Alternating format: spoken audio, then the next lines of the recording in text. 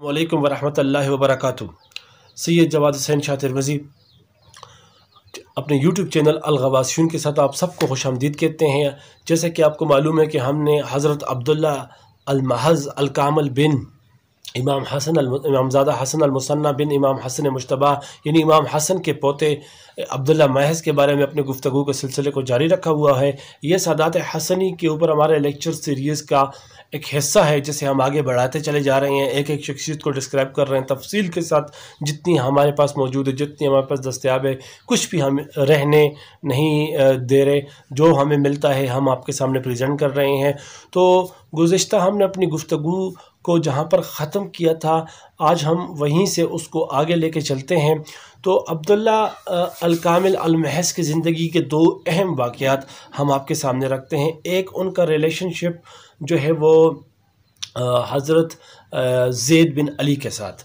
ज़ैद बिन अली के साथ उनका रिलेशनशिप जो है वो कुछ इतना अच्छा नहीं रहा। जैसे ही इमाम ज़ैनुल आबिदीन वफ़ात हुए, इमाम ज़ैनुल आबिदीन तमाम करबला के बाद तमाम सादात के ऊपर एक छतरी की मानत थे। हसनी और हुसैनी दोनों सादात उनकी ताज़ीम और तकरीम करते थे और उनको फॉलो करते थे। उनकी वफ़ात के बाद अम्वाल के ऊपर, हज़रत अली के अम्वाल के ऊपर जो उनको विरासत मुंतकिल हुई थी, उसके ऊपर हसनी और हुसैनी सादात के दरमियान एक झगड़ा खड़ा हुआ, जिसको बनु उमय्या के हुक्मरानों ने बहुत एक्सप्लॉइट करने की कोशिश की। इस झगड़े में हसनी सादात के नुमाइंदे हज़रत अब्दुल्ला अल-कामिल थे और हुसैनी सादात के नुमाइंदे हज़रत इमाम ज़ैद बिन इमाम ज़ैनुल आबिदीन थे।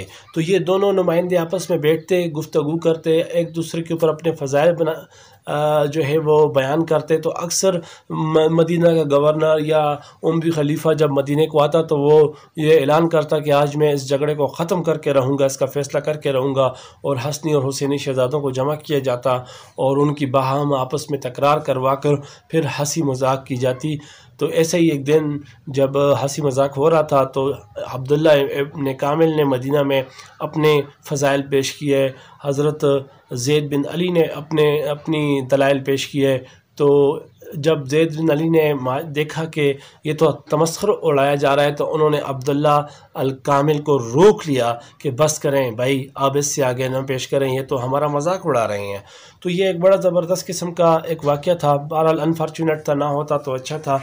बहरहाल सादात के लिए जो आजकल हमारे भाई हैं, उनके लिए ये लम्हा फ़िक्रिया होना चाहिए कि सबसे पहले भी हमारे अंदर बेइत्तेफ़ाक़ी डालकर दुश्मनों ने उसको एक्सप्लॉइट किया और हमारी पोजीशन को, पॉलिटिकल पोजीशन को उम्मत मुस्लिमा में कमज़ोर करने की कोशिश की, हमें अंदर से डिवाइड करने की कोशिश की। हसनी और हुसैनी तकसीम डाल दी, सादात में एक डिवाइड डाल दी। दुश्मन की तलवारें सरों पर बनु उमय्या मार रहे हैं और अंदर भी ये तकसीम, घर के अंदर भी ये तकसीम हो गई। तो ये भी वजह थी कि सादात उस ज़माने में जो थे वो थोड़े ज़्यादा फ्लरिश न कर सके, कि एक अंदरूनी इख्तिलाफ़ात का शिकार भी हो गए थे।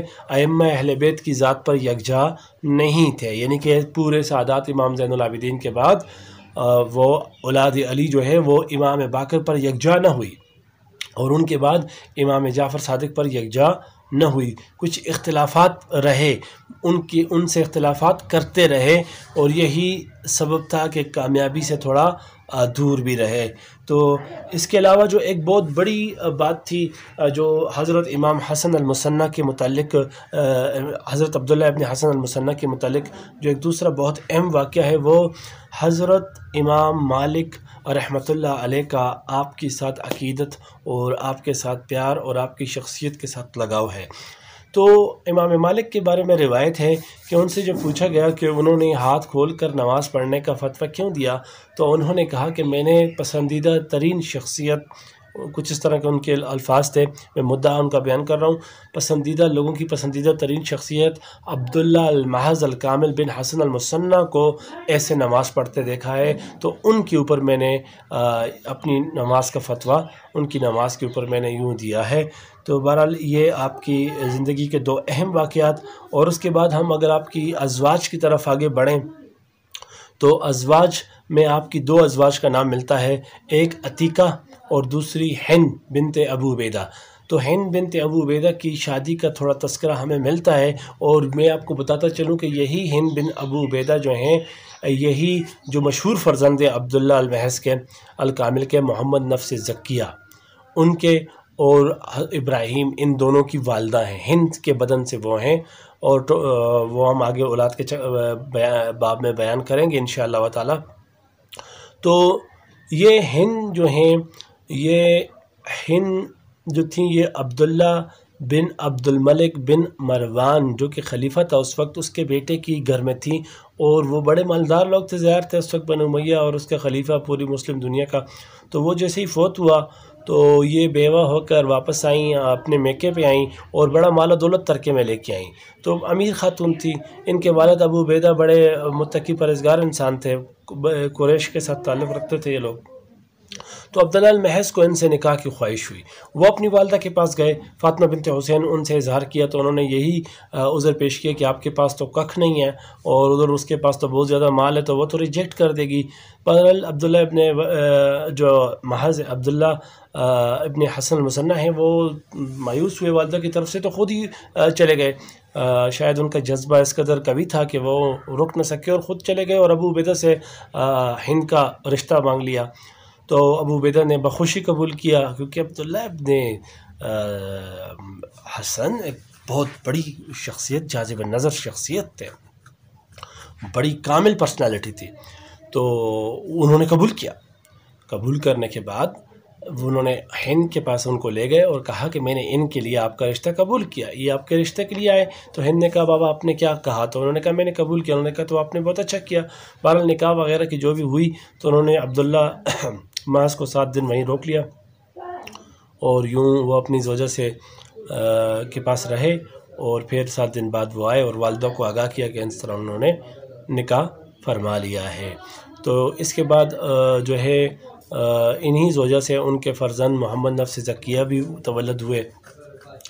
اب اولاد کے بارے میں بات کریں تو دونوں بیویوں سے عبداللہ المحض کی کل 10 اولادیں ہوئیں، جن میں سے ایک بیٹی ختیجہ اور 9 بیٹے ہیں۔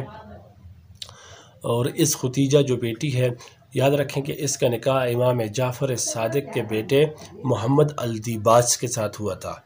اور جہاں تک بیٹوں کی تعلق ہے تو ہم ان کے انشاءاللہ تفصیل بیان کرتے رہیں گے۔ ان میں سر فہرست ہمیں موسیٰ جون کا نام ملتا ہے۔ جون اس لیے کہتے ہیں ان کو کہ امام حسین کی کربلا میں جو ایک صحابی تھے جون، حضرت جون، وہ بڑے باکمال صحابی تھے، ان کا رنگ سیاہ تھا، تو ان کا رنگ بھی سیاہ تھا، تو یہ اس سیاہ رنگت کی بنا پر جون کہلاتے تھے۔ تو اس کے علاوہ محمد نفس زکیہ، ابراہیم، ادریس الاول، سلیمان، عبداللہ، یحییٰ، عیسیٰ، خدیجہ، اور یہ آپ کے تو ساری اولادیں ہیں۔ ٹوٹل 10 اولادیں، 9 بیٹے اور 1 بیٹیاں۔ یہاں سے آگے ہم اپنے لیکچر کو انشاءاللہ آئندہ کنٹینیو کریں گے، اور آئندہ ہم آگے مزید موضوعات بیان کریں گے۔ الغواسیون کو سبسکرائب کریں، اپنی رائے کا اظہار کریں کہ آپ کو ان لیکچرز کے اس سیریز سے اہل بیت کے بارے میں، ساسنی شہزادوں کے بارے میں کچھ معلومات حاصل ہو رہی ہیں کہ نہیں ہو رہی ہیں، آپ ان کو پہچان پا رہے ہیں کہ نہیں پا رہے ہیں، ہم اس سلسلے کو مزید بہتر کیسے بنا سکتے ہیں۔ اپنی رائے کا اظہار ضرور کیجیے گا۔ والسلام ورحمۃ اللہ وبرکاتہ۔